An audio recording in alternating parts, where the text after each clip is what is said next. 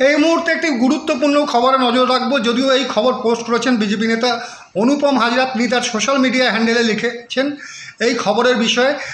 Bardhaman BJP যে সাংগঠনিক জেলা রয়েছে তার যে সভাপতি রয়েছেন তিনি পদত্যাগপত্র পাঠিয়েছেন 5ই জুন বিজেপি সদর দপ্তরে, এবং তিনি যেটা লিখেছেন যে তিনি এই হারের জন্য দায় স্বীকার করছেন, এবং সাথে সাথে যেটা লিখেছেন তিনি সংগঠনের পক্ষে বা এই সংগঠনের যে পদে রয়েছেন তার পক্ষে তিনি আনফিট, এবং যার ফলে তিনি তার পদত্যাগপত্র পাঠিয়েছেন বিজেপি সদর দপ্তরে। যদিও অভিজিৎ রায়ের সঙ্গে বারবার ফোনে যোগাযোগ করা হলে তিনি ফোন ধরেননি, তবে বিজেপি সূত্রে খবর তিনি তার পদত্যাগপত্র পাঠিয়েছেন। তার পদত্যাগপত্র গৃহীত হয়েছে কিনা তা জানা যায়নি, তবে এই মুহূর্তে সবথেকে বড় খবর বিজেপি জেলা সভাপতি অভিজিৎ তার পদত্যাগপত্র পাঠালেন বিজেপি সদর দপ্তরে।